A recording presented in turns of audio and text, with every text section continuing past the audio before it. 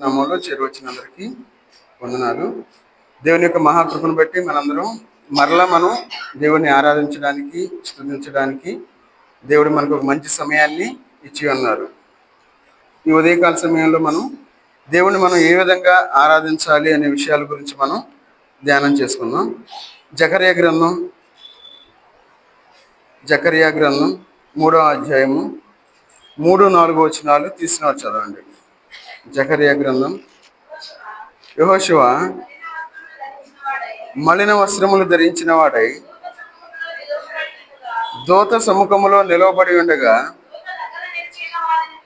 దూత దగ్గర నిలిచి ఉన్న వారిని పిలిచి ఇతని మైల బట్టలు తీసివేయడని ఆజ్ఞాపించి, నేను నీ దోషమును పరిహరించి ప్రశస్తమైన వస్త్రములతో నిన్ను అలంకరించుచున్నానని సెలవిచ్చాను. ప్రార్థన చేసుకుందాం. మహోన్నతుడైన దేవా, సర్వాధికారి అయిన దేవా, నీకు వందనాలు తండ్రి. ఈ ఉదయకాల సమయంలో మీ పాసందులో చేరి మీ యొక్క ఘనమైన నామాన్ని ఆరాధించుకోవడానికి, స్తుతించుకోవడానికి మీరు మాకు ఇచ్చిన గొప్ప అవకాశానికై మీకు వందనాలు చెల్లించుకుంటూ ఉన్నా తండ్రి. ఈ సమయాన్ని చూడలేక ఎంతో మంది గతించిపోయారు తండ్రి. కానీ మీ యొక్క మహాకృపను బట్టినైనా, మీ యొక్క రెక్కల నీళ్ళలో కాచి కాపాడినైనా ఇచ్చిన ఆరోగ్యాలను బట్టి మీకు వందనాలు చెల్లించుకుంటూ ఉన్నా తండ్రి. చేరి వచ్చిన ప్రతి ఒక్కరిని బట్టి వందనాలు తండ్రి. ఇంకనైనా ఎవరైతే రావాల్సి ఉన్నారో త్వరపడినైనా మీ సన్నిధికి రావడానికి తగిన సహాయం దయచేయండి. చదవబడిన వాక్య భాగాన్ని మీరు దీవించి ఆశీర్వదించండి. మాకు కావాల్సిన ఆత్మీయ ఆహారాన్ని మాకు దయచేయమని యేసుక్రీస్తు వారి నామంలో ప్రార్థించి అడిగి వేడుకుంటున్నాం తండ్రి. ఆమేన్. ఇక్కడ మనం చదువుకున్న వాక్య భాగంలో మనం పరిశీలించినట్లయితే జకర్యా గ్రంథం 3వ అధ్యాయము 3-4 వచనాలు మనం చదివాం. అయితే ఇక్కడ యెహోషువ మలిన వస్త్రములు ధరించిన వాడై దూత సముఖములో నిలవబడి ఉండగా, ఎలాంటి వస్త్రాలు ధరించిన వ్యక్తిగా మనకు కనబడతా ఉన్నాడు యెహోషువ? మలిన వస్త్రములను. చూడండి, మన దేవుడు ఎలాంటి దేవుడు అంటే మన యొక్క మలిన వస్త్రములు తీసివేసిన దేవుడు ఆయన. అందువల్ల మనం దేవుణ్ణి ఆరాధించేవారుగా ఉండాలి, మనం దేవుణ్ణి స్తుతించేవారుగా ఉండాలి. అందుకంటున్నాడు సాతాను 2వ వచనంలో, అతడు అగ్నిలో నుండి తీసిన కొరవ వల్లనే ఉన్నాడు కదా, యెహోవా నిన్ను గద్దించును, యెరూషలేమును కోరుకొను, యెహోవా నిన్ను గద్దించును అని యెహోవా దూత సాతానుతో అనెను. చూడండి, ఇక్కడ మనం మలిన వస్త్రాలతో ఈ లోకంలో మనం జీవిస్తూ ఉన్నాం. మనం మలినస్తులం, మనం చెడ్డవారం, మనం ఈ లోకంలో పాపంలో శాపంలో మనం జీవిస్తూ ఉన్నాం. అలాంటి జీవితాలు మనం జీవించేటప్పుడు దేవుడు మనల్ని ప్రేమించి ఆయన మన యొక్క మలిన వస్త్రాలు తీసివేసిన వాడుగా కనబడతా ఉన్నాడు. అందుకే మలిన వస్త్రములు తీసివేసినట్లు మనకి ఇక్కడ కనబడతా ఉంది. ఎందుకన్నాడు యెహోషువ మలిన వస్త్రములు ధరించిన వాడై దూత సముఖములో నిలవబడి ఉండగా. ఎక్కడున్నాడు యెహోషువ గారు? దూత సముఖములో ఉన్నాడు. అంటే మన జీవితంలో మనం ఎక్కడ ఉండాలంటే, మన యొక్క మలిన వస్త్రాలు తీసివేయబడాలి అంటే దేవుని సముఖములో మనం నిలబడేవారుగా ఉండాలి. మనం దేవుని సముఖంలో మనం ఉంటే మన యొక్క మలిన వస్త్రాలు తొలగించబడతాయి. ఆ విషయాన్ని మనం గమనించేవారుగా ఉండాలి. అందుకే యెహోషువ యొక్క మలిన వస్త్రాలు తీసివేసినట్లు మనం చూస్తా ఉన్నాం. ఆ తర్వాత 4వ వచనంలో, దూత దగ్గర నిలిచి ఉన్న వారిని పిలిచి ఇతని మైల బట్టలు తీసివేయడని ఆజ్ఞాపించి. చూడండి, ఎలాంటి వస్త్రాలు అవి? మైల బట్టలు. మైల అంటే అవి చాలా అసహ్యమైన వస్త్రాలు. చూడండి, మలిన వస్త్రాలు అని మనకి ఇక్కడ రాస్తా ఉన్నారు. తర్వాత మైల బట్టలు అని మనకి ఇక్కడ కనబడతా ఉంది. ఈ లోకంలో మనం అనుకుంటాం మనం చేసే పని మంచి పని అనుకుంటాం ఈ లోకంలో చేసేది. కానీ మనం ఎలాంటి పనులు మనం చేస్తా ఉంటామంటే దేవునికి విరుద్ధమైన పనులు మనం చేసేవారుగా ఉన్నాం. అది మలినం కాదు, మలినం కంటే ఎక్కువ ఆ మాలిన్యాన్ని కలిగి మైలతో నిండిన వస్త్రాలుగా ఉన్నాయి అనే విషయాన్ని మనం గమనించాలి. అందుకే ఇక్కడ యెహోషువ మలిన వస్త్రాలు ఎట్లా ఉన్నాయి అంటే అవి మైల వస్త్రములుగా కనబడతా ఉన్నాయి. అందుకంటా ఉన్నారు ఇక్కడ ఇతని మైల బట్టలు తీసివేయడని ఆజ్ఞాపించి. చూడండి, మన యొక్క మైల బట్టలు తీసివేయబడాలి.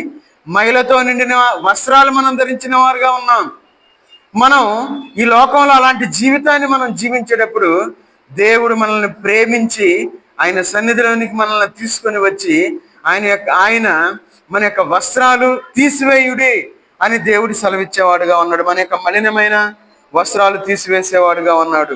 అందుకే చూడండి, నేను నీ దోషమును పరిహరించి ప్రశస్తమైన వస్త్రములతో నిన్ను అలంకరించుచున్నాను అని సెలవిచ్చాను. చూడండి, అలంకరించుట. ఏదైనా వివాహం జరుగుతూ ఉందనుకోండి, కారుని ఏం చేస్తారు? అలంకరిస్తారు. లేదంటే ఏదైనా మనం టూర్కి వెళ్ళాలనుకోండి, కారుని జస్ట్ మనం తుడుచుకొని కారు వేసుకొని వెళ్ళిపోతాం ఒక టూర్కి వెళ్ళాలంటే. కానీ అదే కారుని మనం ఒక వివాహానికి పెడితే దాన్ని చక్కగా పువ్వులు పెట్టి, దాన్ని చక్కగా దానికి బెలూన్స్ అతికిచ్చి, దాన్ని రకరకాలైన ఫ్లవర్ వాజులు పెట్టేసి, దానికి స్టిక్కర్లు అతికిచ్చి అలంకరించేవారుగా ఉంటాం. చూడండి, మన జీవితంలో మలిన వస్త్రాలు ధరించిన మనల్ని, మైల వస్త్రాలు ధరించిన మనల్ని, దేవునికి ఇష్టంగా లేని మనల్ని దేవుడు తన యొక్క ప్రశస్తమైన వస్త్రాలతో అలంకరించేవాడుగా ఉన్నాడు. కాబట్టి మనం దేవుణ్ణి ఆరాధించేవారుగా ఉండాలి, దేవుణ్ణి స్తుతించేవారుగా ఉండాలి. అది మన యొక్క స్థితి. ఈ లోకంలో అనుకుంటాం మనం ఎంతో పరిశుద్ధులం అనుకుంటాం. లేదు, మనం పరిశుద్ధులం కాదు. ఈ లోకంలో మనం జీవించేటప్పుడు మైలబడిన వారుగా ఈ లోకంలో మనం జీవిస్తూ ఉన్నాం. పేరుకు మాత్రమే పరిశుద్ధులం, పేరుకు మాత్రమే వాక్యానుసారంగా జీవిస్తామని చెప్పుకుంటూ ఉంటాం. చూడండి, మన యొక్క మనసులో, మన యొక్క తలంపుల్లో దేవుడు లేని వారుగా ఈ లోకంలో మనం జీవించేవారుగా ఉన్నాం. మనం దేవుణ్ణి మనం ఎందుకు ఆరాధించాలి అంటే, మన యొక్క మలిన వస్త్రాలు తీసివేసి, మన యొక్క మైల వస్త్రాలు తీసివేసి, ఆయన ప్రశస్తమైన వస్త్రాలు ధరింపజేసి మనల్ని అలంకరించేవాడుగా ఉన్నాడు. కాబట్టి మనం దేవుణ్ణి ఆరాధించేవారుగా ఉండాలి, ఆయన్ని స్తుతించేవారుగా ఉండాలి. చూడండి, మన యొక్క మైల వస్త్రాలు తీసివేసిన తర్వాత, నేను విశ్వాసిని, నేను బాప్తిసం తీసుకున్నాను, నేను క్రీస్తులో సమాధి చేయబడ్డాను, లోకంలో చనిపోయాను అని చెప్పుకుంటూ ఎవరైతే దేవుని సన్నిధికి రాకుండా ఉన్నారో వారందరూ ఎక్కడున్నారంటే, వాళ్ళు మైలబడి ఉన్నారు, వారు లోకంలో జీవిస్తూ ఉన్నారు, దేవుణ్ణి ఆరాధించకుండా ఈ లోకంలో జీవిస్తూ ఉన్నారు అనే విషయాన్ని మనం గుర్తుపెట్టుకోవాలి. అందుకే అంటున్నారు, చూడండి, జకర్యా గ్రంథం 3వ అధ్యాయంలోనే 7వ వచనం చదవండి. సైన్యములకు అధిపతికి యెహోవా సెలవిచ్చినదేమనగా, నా మార్గములలో నడుచుచు నేను నీకు అప్పగించిన దానిని భద్రముగా గైకొనిన ఎడల నీవు నా మందిరము మీద అధికారివై నా ఆవరణములను కాపాడు వాడవగుదువు. మరియు ఎక్కడ నిలవబడు వారికి కలిగినట్లు నా సన్నిధిని నిలుచు భాగ్యము నీకిచ్చును. చూడ, దేవుని సన్నిధిలో నిలిచే భాగ్యం ఎవరికి వచ్చింది? ఏదో అధికారి వచ్చినట్లు, లేదంటే ఎమ్మెల్యే గారు వచ్చినట్లు, లేదంటే అమెరికా అధ్యక్షుడు వచ్చినట్లు ఊరక మనం వచ్చి వెళ్ళిపోతే దేవుడు మనకు అధికారం ఇవ్వడు. ఏం చేయాలి? మనం దేవుని సన్నిధిలో ఒక పని మనం కలిగి ఉండాలి. ఎందుకంటే ఈ లోకంలో మనం పని లేకుండా ఉన్నాం అనుకోండి, సోమరోడు అంటారు. ఒక మాటలో చెప్పాలంటే, అరే సోమరోడు రా, ఊరక మాటలు చెబుతాడు, ఏమి లేదంటారు. అదే మనం పని కలిగి ఉన్నాం అనుకోండి, మనకు ఒక పని చెబితే 4 పనులు మనం శ్రద్ధగా చేస్తా, నమ్మకంగా ఉంటే అప్పుడు ఏం చేస్తారు? అరే అబ్బాయి, పలానా అతను మంచిగా పని చేస్తా ఉన్నాడు, అతను ఏం చెప్తే మీరు చేయాల్సిందే అంటారు. అంటారా లేదా? ఖచ్చితంగా అంటారు. మరి దేవుని సన్నిధిలో మనం అధికారిగా ఉండే భాగ్యాన్ని దేవుడు మనకిచ్చాడు ఆయన. మరి అధికారిగా ఉండాలంటే మనం ఏం చేయాలి? ఒక పని మనం కలిగి ఉండాలి. ఏదైనా సరే ఒక బాధ్యతను మనం తీసుకునేవారుగా ఉండాలి. చూడండి, అలాంటి జీవితాన్ని మనం జీవించేవారుగా ఉండాలి. అందుకే అంటున్నారు, ఎవరు చెప్తా ఉన్నారు ఈ మాట? సైన్యములకు అధిపతియగు యెహోవా సెలవిచ్చినదేమనగా, స్వయానా దేవుడే చెప్తా ఉన్నాడు. ఏమని చెప్తా ఉన్నాడు? నా మార్గములలో నడుచుచు. అయా సంఘ కూడికలు మీరు రావాలి, ఉపవాస కూడికి మీరు ఉండాలి, తర్వాత మీరు ఆ సంపూర్ణ రాత్రి ప్రార్థనలో మీరు ఖచ్చితంగా ఉండాల్సిందే, మీరు ఆదివారం ఆరాధన చేయాల్సిందే, ఆదివారం బల్లో చేతులు వేయవలసిందే. మీరు నామకార్థంగా జీవిస్తే ఎలాంటి ఉపయోగం లేదు. అందుకే ఇక్కడ అంటున్నాడు ఏమనంటే, నా మార్గములలో నడుచుసు. ఎవరైతే దేవునిలో భయభక్తులు కలిగి ఉంటారో వారు ఒక సమయం వచ్చిన తర్వాత దేవునికి దగ్గరగా ఉండలేరు. వారు అనుకుంటాం, అరే ఈ వ్యక్తి బాగా దేవునిలో ఉన్నవాడే, దేవునిలో ఉన్నదే, అయితే ఎందుకు ఈ విధంగా జరుగుతూ ఉందని మనకు అప్పుడప్పుడు మనకి ప్రశ్న వచ్చేవారుగా జీవిస్తూ ఉంటారు కొన్ని సందర్భాల్లో. అరే ఎంత శ్రద్ధగా ఉన్నారు వీళ్ళు, ఎంత ఆసక్తి కలిగిన వారుగా ఉన్నారు, దేవుని యొక్క సన్నిధి అంటే ఎంత ముందుండే వాళ్ళు, వీళ్ళు ఏమైపోయారు అనుకుంటాం మనం. మొదటి వారు కడపటి వారు అవుతారు, కడపటి వారు మొదటి వారు. ఆ ఒక్క మాట మనకు తెలుసు. చూడండి, ఆ మాట వెనక ఎంత అర్థం ఉందో. దేవుడు ఊరినే చేయడు అట్లా. మనం అనుకుంటాం ఏమని, అయ్యో ఇంతకుముందు మేము ఎట్టుండేవాళ్ళము, ఎట్ట చేసేవాళ్ళము, అసలు మా చేతుల మీదకి అన్ని పనులు అయిపోయాయి. మరి ఇప్పుడు ఏమైంది? దేవుడు మనకు ఒక పని ఇచ్చాడుగా, ఒక పరిచర్య ఇచ్చాడుగా. మరి దేవుని పరిచర్యలో మనం ఎందుకు నమ్మకంగా ఉండలేకపోతా ఉన్నాం? దేవుని సన్నిధికే మనం రాలేకపోతా ఉన్నాం. మరి దేవుని యొక్క మందిరంలో అధికారిగా మనం ఎట్లా ఉంటాం? అధికారి అంటే మనం ఏం చేస్తాం? మన మాట మీద వెళ్ళిపోవాలి. మాట వినకపోతే మళ్ళీ మన కోపం, నా మాట అంటలా, నేను రాను మీ మందిరానికి, మీ మందిరం నా మందిరం అంట. చూడండి, ఈ లోకంలో మనం జీవించేటప్పుడు దేవుని యొక్క మార్గాల్లో మనం నడిచేవారుగా ఉండాలి. చూడండి, నేను నీకు అప్పగించిన దానిని భద్రముగా గైకొని, సాతాను ఏం చేసిద్దంటే మనకు అప్పగించిన పని తీసివేసిద్ది. మనం బాగా ప్రార్థన చేస్తాం అనుకోండి, విజ్ఞాపన కూడికి రానిది సాతాను. నువ్వు రాత్రి అంతా చేస్తావుగా, ఏం పర్లేదులే, వెళ్ళకపోతే ఏం కాదులే అంటది సాతాను. మనం ఏమనుకుంటాం? నిజమే కదా, ఏం చెబుతున్నాడు, పిల్లడేగా, ఏం చెబుతున్నాడు అనుకుంటాం. మనం ఆ తలంపు వచ్చిందంటే మనం లోకంలో ఉన్నట్టే. దేవుడు గాడిదను వాడుకున్నాడు. దేవుడు నత్తివాడైన మోషేను వాడుకున్నాడు. చూడండి, దేవుడు చేతకాని వాళ్ళని వాడుకుంటాడు. దేవుడు ఈ లోకంలో ఏదైనా మంచి ఉద్యోగంలో ఉండాలంటే ఏం చేస్తారు అధికారులు? వాళ్ళ క్వాలిఫికేషన్ చూస్తారు. అబ్బాయి, నువ్వు ఎంత చదివావు, నీకు ఎంత కెపాసిటీ ఉంది, ఎన్ని క్వాలిటీస్ ఉన్నాయి, ఎన్ని డిగ్రీలు ఉన్నాయి, నువ్వు ఎంత పని చేస్తావు, నువ్వు ఎంత ఆసక్తి కలిగి ఉంటావు, నువ్వు ఎంత నిబద్ధత కలిగి ఉంటావు అని చెప్పి చాలా జాగ్రత్తగా తీసుకుంటారు ఒక పనిలోకి తీసుకోవాలంటే. మరి దేవుని పని మనం కలిగి ఉండాలంటే, మీరే చేసుకోండి, మీ పనేగా, మీ అందరూ ఉన్నారుగా, వడ్డించేవాళ్ళు ఉన్నారుగా, వండేవాళ్ళు ఉన్నారుగా. చూడండి ఎంత సింపుల్గాను. ఊడ్చేవాళ్ళు ఉంటారు, దేవుడు వాడుకుంటాడు. చూడండి, ఈ లోకంలో మనం జీవించేటప్పుడు చాలా జాగ్రత్తగా ఉండాలి. దేవుడు మనకు అప్పగించిన పనిని జాగ్రత్తగా పట్టుకోవాలి, భద్రం చేసుకోవాలి. ఎవరైతే ఆ విధంగా ఈ లోకంలో జీవిస్తారో వారు దేవుని యొక్క మందిరంలో అధికారులై ఉంటారు. దేవుడు తల దించేవారుగా ఉంచడు ఆయన. ఒకవేళ సేవకు వచ్చిన తర్వాత నేను కూడా మన రేకులు అంతకుముందు మన మందిరం ఉంది కదా, అదే స్థితిలో ఉందనుకోండి, ఏం అభివృద్ధి లేకుండా, నేను ఏం మాట్లాడడానికి అవకాశం ఉండేది కాదేమో. నేను కూడా ప్రార్థన చేయండి, దేవుడు మనల్ని నడిపిస్తాడు, ఇంకా ప్రార్థన చేయాలి, బలంగా చేయాలి అంటా ఉండేవాడినేమో. చూడండి, ఒక అధికారం మనం కలిగి ఉండాలి అంటే, దేవుని యొక్క సన్నిధిలో నిలిచే భాగ్యం మనకు రావాలి అంటే ఏం చేయాలి? దేవుడు మనకిచ్చిన పనిని జాగ్రత్తగా మనం భద్రం చేసుకునేవారుగా ఉండాలి. చూడండి, మన దేవుడు ఎలాంటి దేవుడు అంటే, ఆయన యొక్క మందిరంలో అధికారి అయి ఉండే భాగ్యాన్ని మనకిచ్చే దేవుడు ఆయన. కాబట్టి మనం దేవుణ్ణి ఆరాధించేవారుగా ఉండాలి, దేవుణ్ణి స్తుతించేవారుగా ఉండాలి. అందుకే చూడండి, ఇక్కడ అంటా ఉండొచ్చు, నా ఆవరణములను కాపాడు వాడవగుదువు. కాపాడేవాడి దగ్గర ఏముంటది? తాళం చెవి ఉంటుంది, అవునా కదా? కాపాడేవాడిని దగ్గరికి వెళ్ళి చెబుతారు, అరే అబ్బాయి జాగ్రత్త పెట్టుకునే తాళం నీ దగ్గర ఇస్తున్నా, జాగ్రత్తగా ఉండు అని ఎవరితో చెప్తాం మనం? నమ్మకంగా ఉండే వాళ్ళ దగ్గర దేవుడు ఏం చేస్తాడు?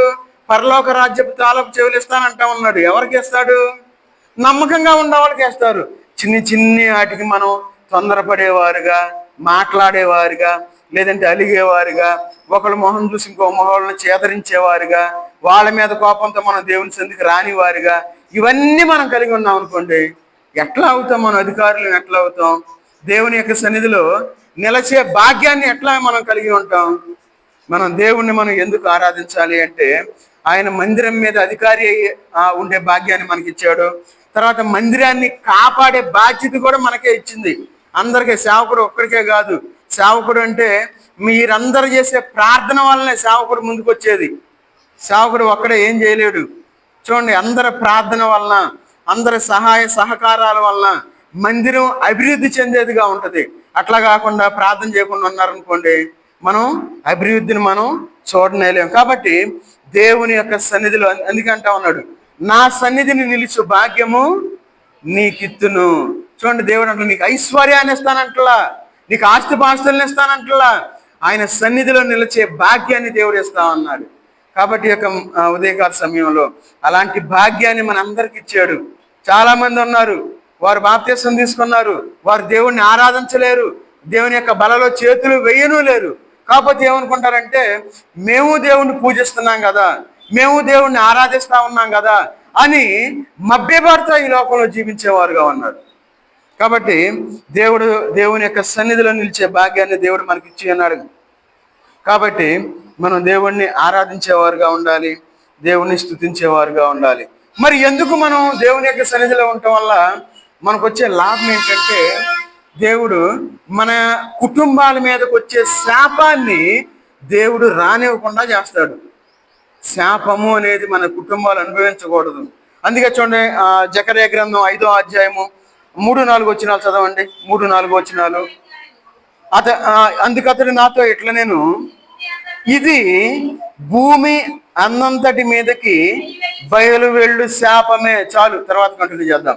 చూడండి, శాపము అనేది భూమి చుట్టూ తిరుగుతూ ఉంటుంది, సైలెంట్గా ఉండదు. మనం దేవుని సన్నిధికి రాము, కానీ శాపం అనేది తిరుగుతానే ఉంటుంది.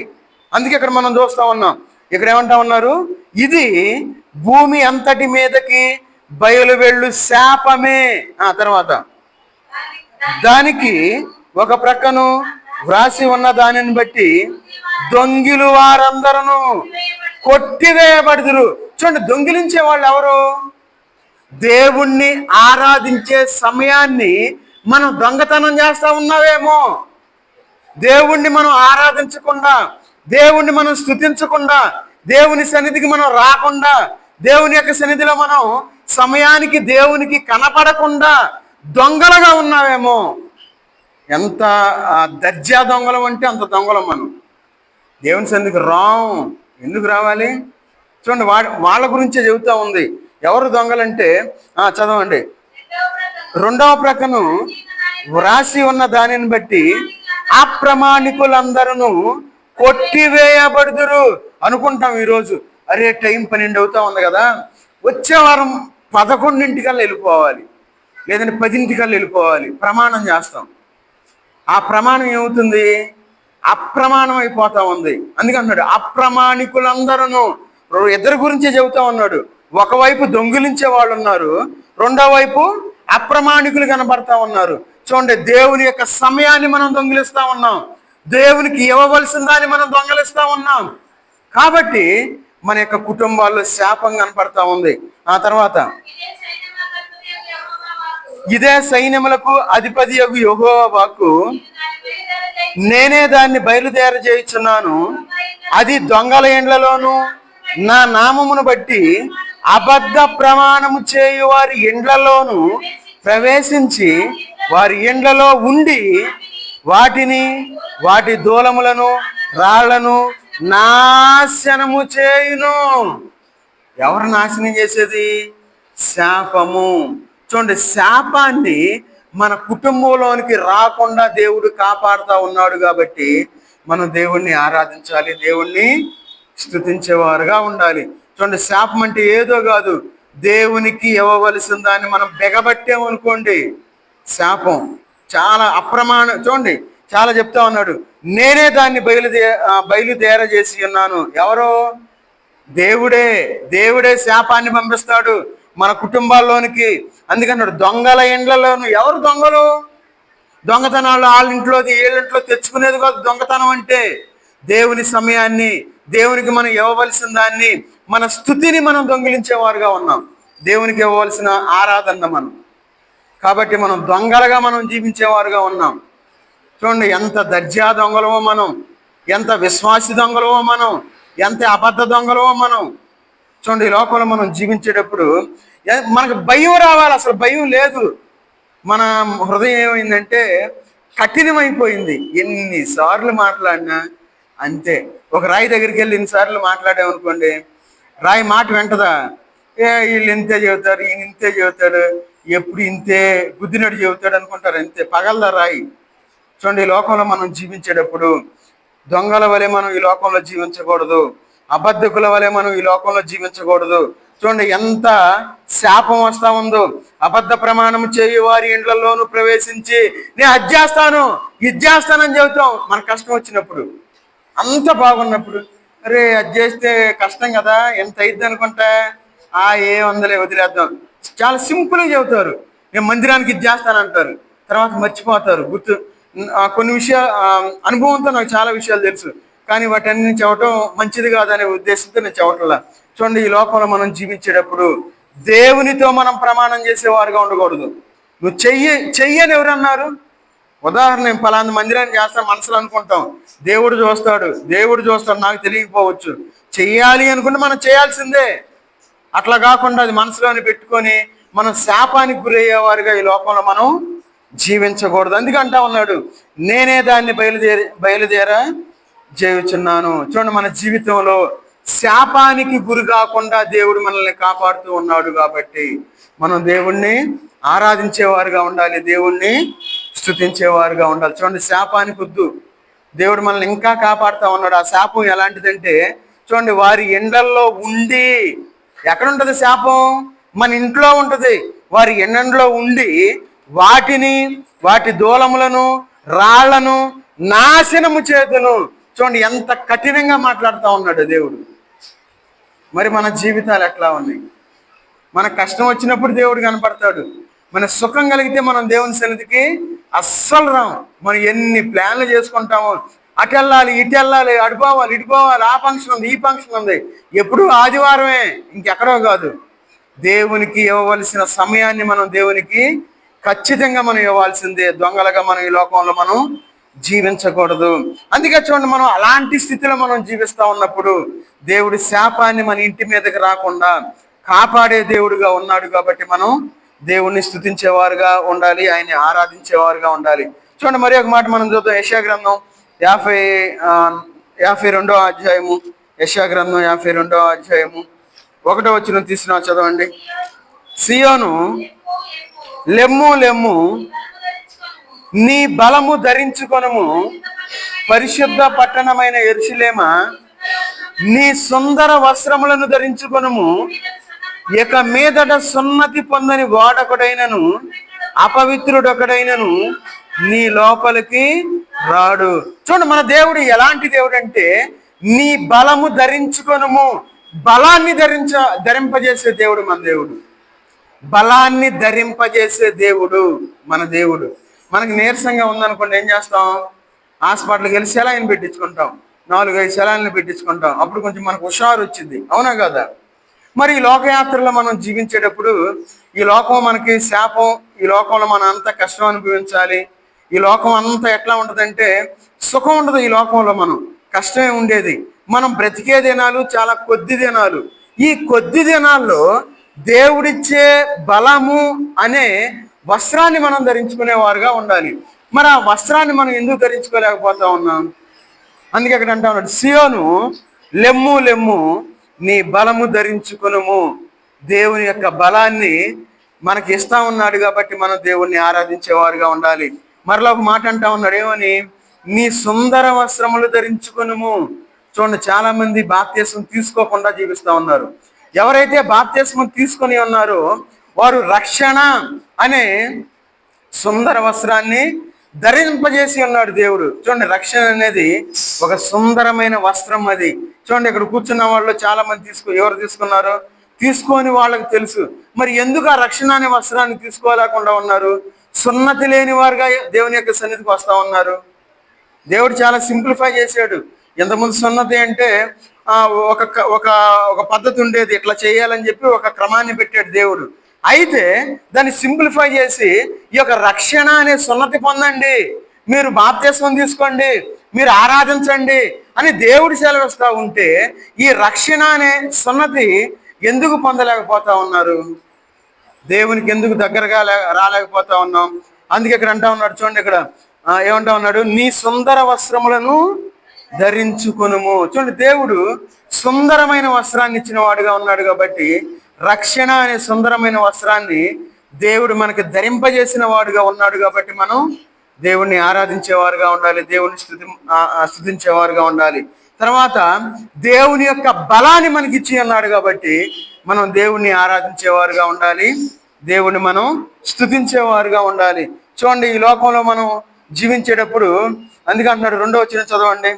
ధూళి దులుపుకొనుము యెరూషలేమా, లేచి కూర్చుండుము, చెరబట్టబడిన సియోను కుమారి, నీ మెడకట్లు విప్పి వేసుకొనుము. చూడండి, మనంతా బాప్తిస్మం తీసుకున్న తర్వాత దుమ్ము ధూళి అంతా మళ్ళీ వచ్చి పడిపోయింది. ఏడయ్యా టయానికి రమ్మంటే నీకు తెలుసుకయ్యా పనికి వెళ్ళి రావాలి, అంత సింపుల్గాను. చూడండి, ఆ భయం లేదు దేవుడు అంటే. అంత దుమ్ము దులుపు, అంత దుమ్ము కొట్టుకొని ఉన్నాం ఈ లోకంలో. ఎన్ని వంకలో, ఆ వంకలన్నీ దుమ్ము అనమాట. అందుకన్నాడు ధూళి దులుపుకొనుము యెరూషలేమా. యెరూషలేము దేవునికి ఇష్టమైన పట్టణము, దేవుడు ప్రేమించేది.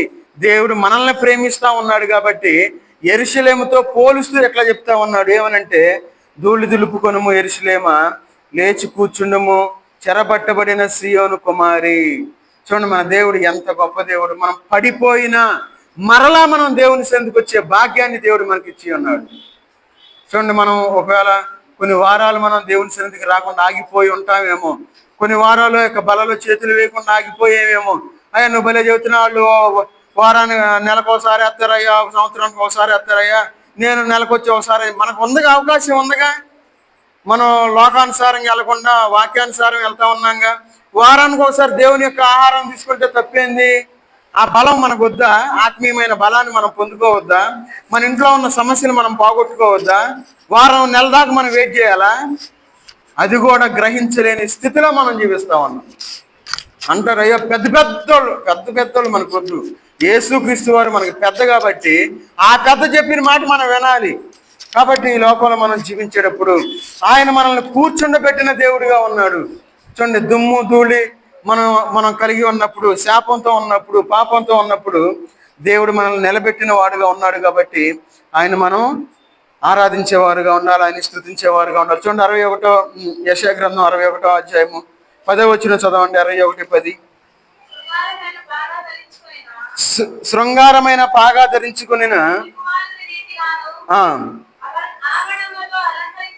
ఆభరణములతో అలంకరించుకునిన పెండ్లి కుమార్తె రీతిగాను ఆయన రక్షణ వస్త్రములను నాకు ధరింపజేసి ఉన్నాడు. నీతి అను పైబట్ట నాకు ధరింపజేసి ఉన్నాడు. కాగా యెహోవాను బట్టి మహానందముతో నేను ఆనందించుచున్నాను, నా దేవుని బట్టి నా ఆత్మ ఉల్లసించుచున్నది. చూడండి, ఎంతమంది దేవుని బట్టి ఆనందించేవారుగా ఉన్నారు. ఎంతమంది? ఈ లోకంలో మనకి బిర్యానీ తినాలంటే చాలా సంతోషంగా ఉంటుంది. మనం వెళ్ళేటప్పుడు 66 రకాల బిర్యానీ పోస్టర్ మీద కనపడింది. ఇన్ని రకాల బిర్యానీలు చేస్తారా అనుకున్నా. చూడండి, బిర్యానీ అనగానే మనకి ఎట్లా ఉంటుంది, అబ్బా భలే ఉంటుంది కదా అనిపించింది. మరి ఆ బిర్యానీ గురించి మనం అంత ఆలోచన మనం కలిగి ఉన్నామే. మరి దేవుని యొక్క సన్నిధి అంటే మరి మనం ఎంత ఆలోచన మనం కలిగి ఉండాలి, ఎంత సంతోషించేవారుగా ఉండాలి, ఎంత ఆనందించేవారుగా ఉండాలి. మనం తినే ఆహారాన్ని బట్టి మనం సంతోషంగా ఉంటాం, చక్కగా తింటాం, మంచిదే. తింటాం తప్పు అన్నాం, మంచిదే, చక్కగా తినాలి, బలం తెచ్చుకోవాలి. అయితే దేవుణ్ణి బట్టి మనం సంతోషించేవారుగా ఉండాలి. అయితే మనం దేవుణ్ణి మనం ఎందుకు ఆరాధించాలి అంటే ఆయన రక్షణ వస్త్రములను నాకు ధరింపజేసి ఉన్నాడు. ఆయన రక్షణ వస్త్రాన్ని మనకిచ్చాడు ఆయన. మరి ఆ రక్షణ వస్త్రం మనకి ఇచ్చినప్పుడు మనం ఏం చేయాలి? అందుకే పైన కొంచెం ఆ రక్షణ వస్త్రం ఎలాంటిదంటే యాజకుల పాగా ధరించుకునిన పెండ్లి కుమారుని రీతిగాను. పెండ్లి కుమారుడు చక్కగా మంచిగా ఒక పాగా పెట్టుకున్నాడు అనుకోండి, పైన తల మీద మంచి పాగా పెట్టుకున్నాడు. ఒక రాజు అనుకుందాం, రాజకుమారుడు. ఆ పాగా ఎట్లా ఉంటుంది?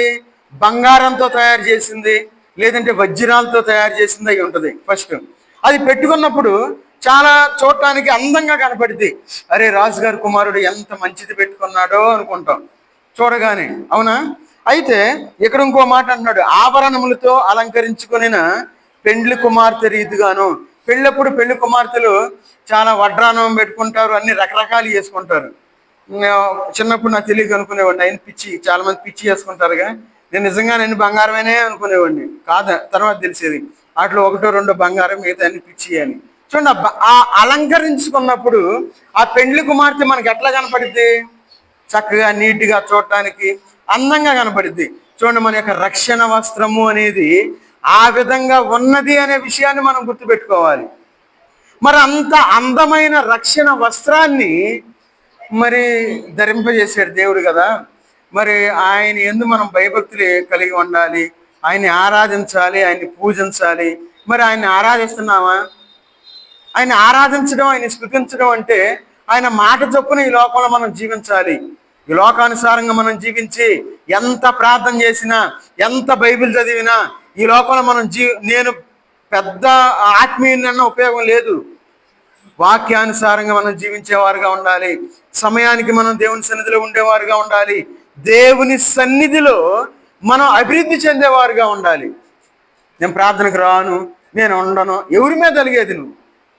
సహజంగా ఈ లోకంలో కోపం వస్తే మనం ఏమంటాం, మీ ప్రార్థనకి రాను, ఏంది మీ ప్రార్థన, అసలు భయం లేదు, భక్తి లేదు, ఎట్ట పడితే అట్ట మాట్లాడుతున్నారు, మీ ఓళ్ళు అందరూ బజార్లో చూడు ఎట్ట మాట్లాడుతున్నారు అంటారు. చూడండి, ఈ లోకంలో ఉన్నప్పుడు మన సాక్ష్యం అట్లా ఉంది. ఇలా మనం మార్చుకోవాలి, మారు మనసు పొందాలి. ఒకవేళ దేవుడు ఈ మధ్యాహ్న కాలం అబ్బాయి వచ్చే అన్నాడు అనుకోండి, దేవుడు రెండు విషయాల్లో మనం దేవునికి బాగా ఇష్టంగా ఉన్నాం అనుకోండి, దేవుడు మనల్ని మనసు అనబడేడు, తీసేసుకుంటాడు. అందుకే సేవకులు చాలా మంది వెళ్ళిపోతున్నారు. ఎందుకంటే దేవుడికి ఇష్టం కాబట్టి పిలుచుకుంటున్నాడు ఆయన. చూడండి, చాలా మంది మనసు అనబడి వాళ్ళు చీ అని వీళ్ళు చా అని ఎంత వాళ్ళు మానసికంగా ఎంత కృంగిపోతూ ఉంటారు, ఎంత బాధపడిపోతూ ఉంటారు. దేవుడు మనల్ని ఎప్పుడు అన్యాయం చేసేవాడు కాదు, మనల్ని సజీవులుగా ఉంచుకున్నాడు. ఆయన మనకు ఆరోగ్యాన్ని ఇచ్చాడు, రక్షణ వస్త్రాన్ని మనకు ధరింపజేసి ఉన్నాడు. చూడండి, ఆ వస్త్రాన్ని మనం ధరించుకున్నాం. మనము దేవుని సన్నిధిలో మనం ఆరాధించాలి. అందుకే యెషయా గ్రంథం 44వ అధ్యాయము 24వ వచనం చదవండి. 44:24. గర్భము నుండి నిన్ను నిర్మించిన నీ విమోచకుడగు యెహోవా సెలవిచ్చుచున్నాడు, యెహోవానగు నేనే సమస్తమును జరిగించువాడను, నేనొకడనే ఆకాశములను విశాలపరిచిన వాడను, నేనే భూమిని పరిచిన వాడను. చూడండి, మన దేవుడు ఎలాంటి దేవుడు అంటే ఆకాశాన్ని విశాలపరిచిన దేవుడు మన దేవుడు. మన దేవుడు ఎలాంటి దేవుడు అంటే భూమిని పరచిన దేవుడు మన దేవుడు. ఈ లోకంలో మహా అయితే మనం మన బెడ్ షీట్ పరవగలుగుతాం, లేదంటే ఒక పెద్ద కార్పెట్ మనం సింగిల్గా వేయలేం, ఇద్దరు పట్టుకోవాలి, అటొకరు పట్టుకోవాలి, ఇటొకరు పట్టుకొని జాగ్రత్తగా వేస్తాం. కానీ మన దేవుడు ఎలాంటి దేవుడు అంటే చూడండి, అంతకంటే ముందు ఒక మాట రాస్తా ఉన్నారు. ఏమనంటే గర్భము నుండి నిన్ను నిర్మించిన నీ విమోచకుడు. చూడండి, మనం గర్భంలో ఉన్నప్పుడే దేవుడు మనల్ని పిలిచాడు. ఆయన మనల్ని విమోచించాడు. ఆయన మనల్ని రక్షించుకున్నాడు. ఆయన మనల్ని పోషిస్తా ఉన్నాడు. ఆయన మనకు ఆరోగ్యాన్ని ఇచ్చేవాడుగా ఉన్నాడు. ఆయన ఈ లోకంలో మనల్ని జీవింపజేసేవాడుగా ఉన్నాడు. మనం తినే ఆహారాన్ని బట్టి మనం జీవించడంలా, మనం త్రాగే ఆ డ్రింక్స్ని బట్టు, లేదంటే ఆ బాదం పప్పులను బట్టు, లేదంటే హార్లిక్స్ని బట్టు, ఆ బూస్ట్ని బట్టు మనం జీవించడంలా.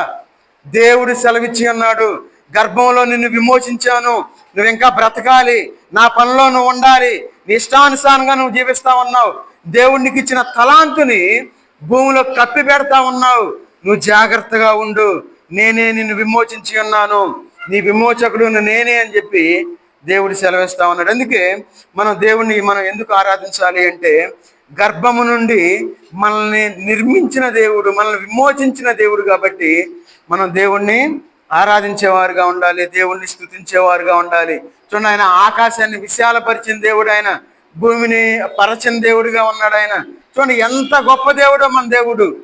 ఈ లోకంలో మనం కష్టపడాలి, ఈ లోకంలో మనం బాధపడాలి, శ్రమ పడాలి, నిందలు పడాలి, ఇవన్నీ పడాలి. అయితే ఈ పడడానికి బలాన్ని ఇవ్వు అని మనం దేవుని సన్నిధిలో మనం అడిగేవారుగా ఉండాలి. మనకు బలం కావాలి. బలం లేకపోతే ఈ మధ్యకాలంలో నిన్న మొన్న ఒక వీడియోలో చూసాం, ఒక అతను రైల్వే స్టేషన్లో సీసీలో రికార్డ్ అయినట్టు ఉంది. అందరూ బాగానే ఉన్నారు. పాపం ఒక అతను సడన్గా వచ్చి ట్రైన్ నిదానంగా వెళ్తా ఉంది, సడన్గా అట్లా వచ్చాడు, అటు తల పెట్టేసాడు, ఆ ట్రైన్ అట్లా వెళ్ళిపోయింది అంతే. చూడండి, ఎంత క్షణం ఒక సెకండ్లో జరిగిపోయింది అది. అందరూ చూస్తూ ఉన్నారు. ఆయన చూడడానికి కూడా ఇష్టపడలే, కొంతమంది అక్కడ కూర్చొనే ఉన్నారు. కింద కామెంట్లు, చూడడానికి కూడా వెళ్ళలేదు, మానవత్వం లేదా, ఈ చూసి ఏం చేస్తాం, అడగపోయేవారు అన్న పక్కన ఉండేవాళ్ళు ఏం చేస్తారు. చూడండి, చిన్న పిల్లవాడు, సమోసాలు అమ్ముకున్న పిల్లవాడు ఆ ట్రైన్ పక్కన అమ్ముకోవాలని చెప్పి పరిగెత్తుతా ఉన్నాడు, ఆ సందులో పడిపోయి చనిపోయాడు. చూడండి, ఎలాంటి బాధాకరమైన చూస్తూ ఉన్నాం మనం. చూడండి, మరణము అనేది మన జీవితంలో ఎట్లా వచ్చిందో మనకు తెలియదు. ఆ పిల్లవాడు అనుకొని ఉండొచ్చు, ఈరోజు బాగా సమోసాలు అమ్మాలి ఆ ట్రైన్లో అని పరిగెత్తుతా ఉన్నాడు, పట్టుకున్నాడు, అట్లా జారాడు, కింద పడ్డాడు, చనిపోయాడు. బాగా సమాసాలు అమ్మాలి, డబ్బులు వస్తాయి, ఆ డబ్బులు పెట్టి ఏదో చూడండి, ఆలోచన ఎంతో కలిగి ఉన్నాడు, కానీ ఆయుష్ లేనివాడిగా అయిపోయాడు. ఈ లోకంలో మనం ఎన్నో ఆలోచనలు మనం కలిగి ఉంటాం. నా బిడ్డ అది చదవాలి, ఇది చదవాలి, నా భార్య ఎట్లా ఉండాలి, నా భర్త ఎట్లా ఉండాలి, నేను ఎట్లా ఉండాలి, నా కుటుంబం ఎట్లా ఉండాలి అని ఎన్నో ఆలోచన మనం కలిగిన వారుగా ఉన్నాం. మనం దేవుణ్ణి మన యొక్క విమోచకుడుగా లేకపోతే మన కుటుంబాలకు శాపం వస్తుంది అనే విషయాన్ని మనం గుర్తుపెట్టుకోవాలి. మన దేవుణ్ణి మనం ఎందుకు ఆరాధించాలి అంటే, ఆయన మనల్ని గర్భంలో మనం నిర్మించిన దేవుడిగా ఉన్నాడు, ఆయన మన విమోచకుడిగా ఉన్నాడు. కాబట్టి మనం ఆయన్ని ఆరాధించేవారుగా ఉండాలి. చూడండి, ఇది యెషయా గ్రంథం 44వ అధ్యాయము 2వ వచనం చదవండి. నిన్ను సృష్టించి గర్భములో నిన్ను నిర్మించి నీకు సహాయము చేయువాడైన యెహోవా ఈలాగు సెలవిచ్చుచున్నాడు. చాలు. చూడండి, గర్భంలో నిన్ను నిర్మించి, గర్భంలో ఎవరు పనిచేస్తా ఉన్నారు? దేవుడు పనిచేస్తా ఉన్నాడు. అందుకే ఇక్కడ అన్నా ఉన్నాడు ఏమని, గర్భములో నిన్ను నిర్మించి, నిర్మాణం జరుగుతూ ఉంది. ఎలాంటి నిర్మాణం జరుగుతూ ఉందంటే, మానవుని నిర్మాణం చేస్తా ఉన్నాడు దేవుడు. అందుకే అంటున్నాడు, నిన్ను నిర్మించి నీకు సహాయము చేయువాడైన. ఆ గర్భంలో నిర్మాణం అయిపోయిన తర్వాత భూమి మీదకి రావడానికి దేవుడు మనకి సహాయం చేసేవాడుగా ఉన్నాడు ఆయన. కాబట్టి మనం దేవుణ్ణి ఆరాధించేవారుగా ఉండాలి, మనం దేవుణ్ణి స్తుతించేవారుగా. అందుకే అన్నాడు, నిన్ను సృష్టించి గర్భములో నుండి నిర్మించి నీకు సహాయము చేయువాడైన యెహోవా ఎలాగూ సెలవిచ్చున్నాడు. తర్వాత, నా సేవకుడకు యాకోబు నేను ఏర్పరచుకున్న యెషూరును భయపడకుము. చూడండి, ఎవరినైతే దేవుడు ఏర్పాటు చేసుకుని ఉన్నాడో, ఎవరినైతే దేవుని యొక్క పనిలో నియమించుకుని ఉన్నాడో, లేదంటే దేవుని యొక్క పని ఎవరైతే చేస్తూ ఉన్నారో వాళ్ళు భయపడొద్దు అని దేవుడు తన యొక్క వాక్యం ద్వారా సెలవిస్తా ఉన్నాడు. మన కుటుంబ పరిస్థితిని చూసి మనం భయపడతాం. ఏం చేయాలి, ఏం చేయాలి, ఏం చేయలేం. మనం దేవుడే మనకి సహాయకుడు అని మనం గుర్తుపెట్టుకోవాలి. కాబట్టి ఈ ఉదయకాల సమయంలో అంత గొప్ప దేవుడిని మనం కలిగి ఉన్నాం. గర్భంలో మనల్ని నిర్మించే దేవుడు ఆయన, ఆయన మనకు సహాయం చేసే దేవుడు ఆయన, ఆయన మనల్ని భయపడకూడి అని మనకు అభయాన్ని ఇచ్చే దేవుడిగా ఉన్నాడు. కాబట్టి మనం దేవుణ్ణి స్తుతించాలి, మనం దేవుణ్ణి ఆరాధించాలి. అందుకే చూడండి, ఈ లోకంలో సహజంగా మనం కొంతమంది తల్లిదండ్రులు అనుకుంటారు, ఇద్దరు ఆడపిల్లలు పుట్టారనుకోండి, మగపిల్లవాడు పుట్టకపోతే చాలా కోపంగా ఉంటుంది, తల్లికో తండ్రికో బాధగా ఉంటుంది. అరే ఏందా పుట్టలేదు అని బాధపడతారు. కానీ మన దేవుడు ఎలాంటి దేవుడు అంటే, చూడండి, యెషయా గ్రంథం 49వ అధ్యాయము 1వ వచనం చదవండి. ద్వీపములారా నా మాట వినుడి, దూరమునున్న జనులారా ఆలకించుడి. నేను గర్భమున పుట్టగానే యెహోవా నన్ను పిలిచెను, తల్లి నన్ను ఒడిలో పెట్టుకునినది మొదలుకొని ఆయన నా నామము జ్ఞాపకము చేసుకునేను. ఎవరు జ్ఞాపకం చేసుకుంటుంది? దేవుడే. ఆయన దేవుడిగా ఉండి మనల్ని ఎందుకు జ్ఞాపకం చేసుకోవాలి? ఈరోజు ఏ వారం? ఫిబ్రవరి 22వ తారీఖు. చూడండి, ఆయన మనల్ని జ్ఞాపకం చేసుకున్నాడు కాబట్టి ఈరోజు మనం సజీవులుగా ఉన్నాం. చూడండి, అందుకంటున్నాడు, నేను గర్భమున పుట్టగానే యెహోవా నన్ను పిలచెను.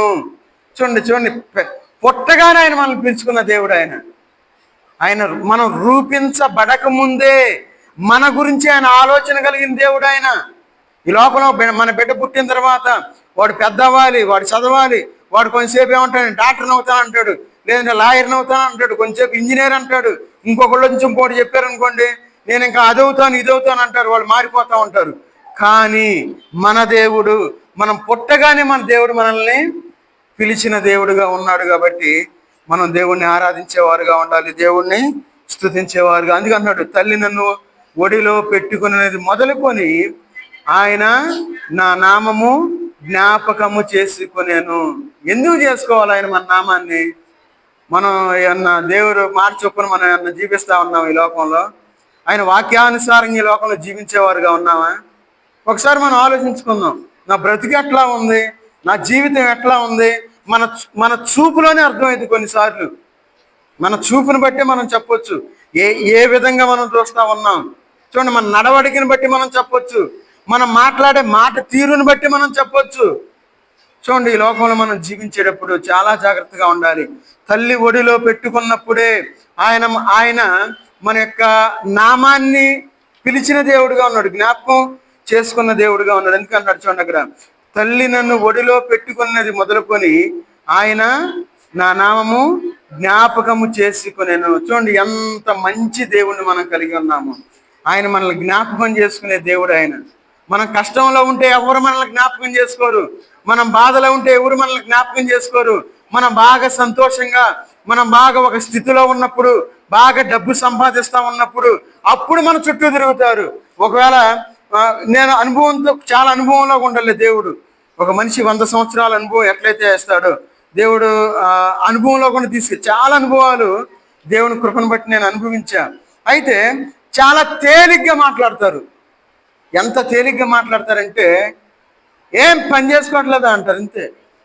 పని కాదు, పని చేసుకో. చూడండి ఎంత తేలికంటే అంత తేలిక. చూడండి ఎప్పుడు మనం తొందరపడి మాట్లాడకూడదు.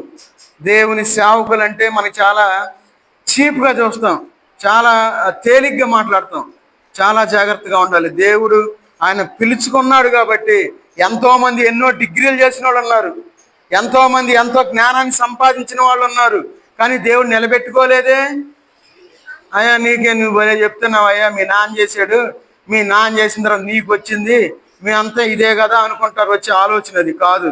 దేవుడు నిలబెట్టుకుంటేనే మనం నిలబడతాం, దేవుని యొక్క పరిచర్యలో మనం ఉంటాము అని మనం గుర్తుపెట్టుకోవాలి. అందుకంటున్నాడు, నన్ను తల్లి ఒడిలో పెట్టుకున్న మొదలుకొని ఆయన నా నామము జ్ఞాపకము చేసుకునేను. అందుకే దేవుడు నన్ను నిలబెట్టుకున్నాడు. వాళ్ళు నేను పుట్టక ముందు అనుకున్నారు దేవుని సేవకి ఇచ్చేయాలి. 7 సంవత్సరాల తర్వాత నేను పుట్టా. 7 సంవత్సరాల తర్వాత మొక్కుకున్నారు. ఏమని?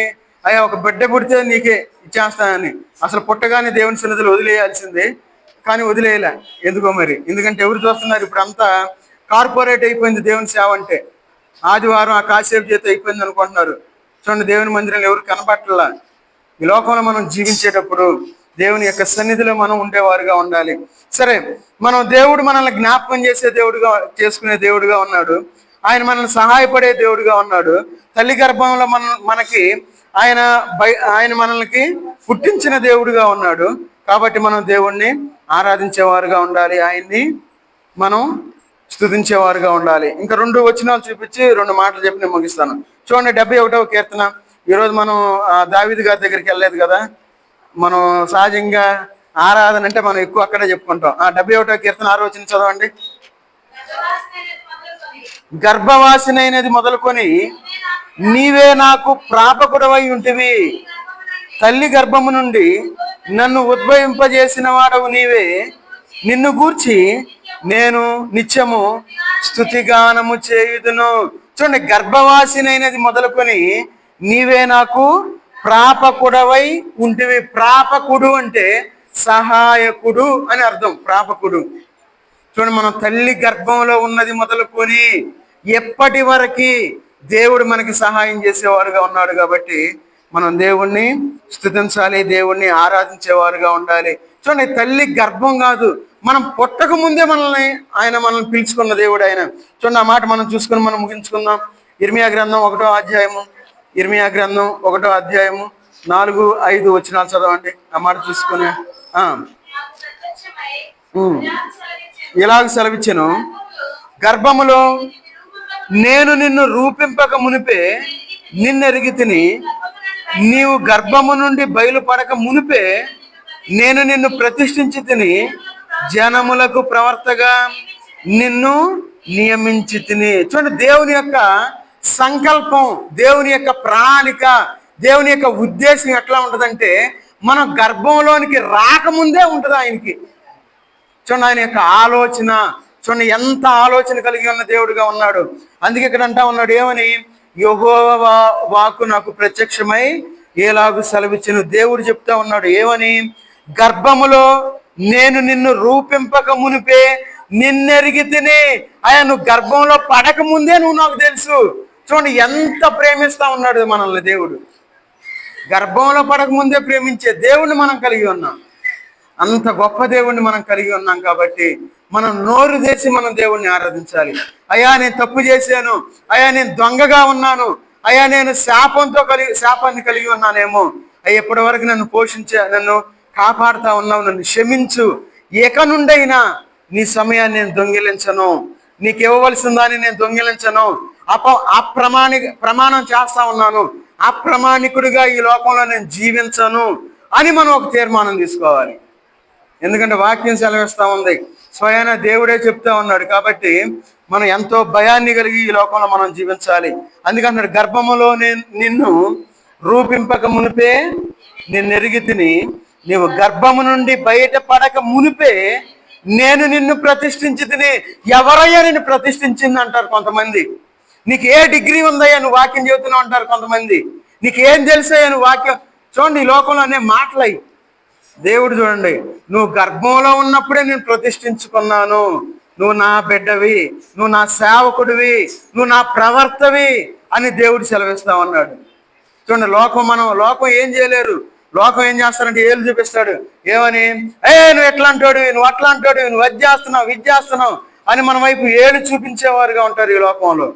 కానీ దేవుడు ఆయన 2 చేతులు చాపేవాడుగా ఉన్నాడు. ఆయన మనల్ని ప్రేమించే దేవుడుగా ఉన్నాడు. అయ్యా నువ్వు బాధలో ఉన్నావా? అయ్యా నేను నీకున్నా. అయ్యా సమస్యలో ఉన్నావా? నేను నీకున్నా, నువ్వు నా వైపు చూడని చెప్పి దేవుడు ఎంతో ఆశగా ఆయన మన వైపు చూస్తూ ఉన్నాడు. కాబట్టి ఈ మధ్యాహ్న కాల సమయంలో మనం దేవుడిని మనం పూజించి అక్కడ అంటా ఉన్నాడు. ఏమని? నీవు గర్భము నుండి బయటపడక మునిపే నేను నిన్ను ప్రతిష్ఠించి తిని. చూడండి, ఆయన యొక్క ప్రణాళిక అంత గొప్పగా ఉంది, అంత ఆలోచన కలిగి ఉన్నాడు. కాబట్టి మనం దేవుని యొక్క సన్నిధిలో అలాంటి ఆలోచన కలిగి మనం ముందుకు వెళ్ళాలి. కాబట్టి మన దేవుడు మన యొక్క మలిన వస్త్రాన్ని తీసివేసిన దేవుడుగా ఉన్నాడు. ఆయన మన యొక్క మైల వస్త్రాన్ని తీసివేసి ప్రశస్తమైన వస్త్రాలు మనకు ధరింపజేసి ఉన్నాడు.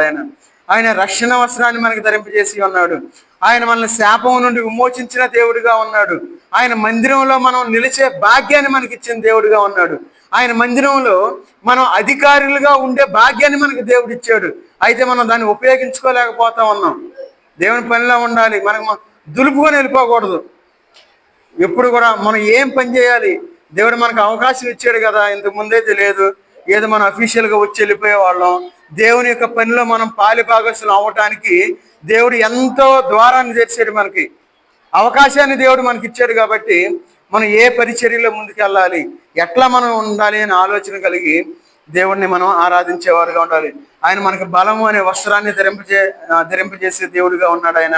ఆయన మనకు రక్షణ వస్త్రాన్ని ఇచ్చాడు. ఆయన మన గర్భంలో మనం రూపింపక మునిపే ఆయన మనల్ని పిలుచుకున్న దేవుడిగా ఉన్నాడు. ఆయన మనల్ని ప్రతిష్ఠించుకున్న దేవుడిగా ఉన్నాడు. కాబట్టి మనందరం కలిసి మనం 2-3 మాటలు తీసుకొని మనం దేవుడిని ఆరాధిద్దాం. ఎందుకంటే 2-3 మాటలు చాలు.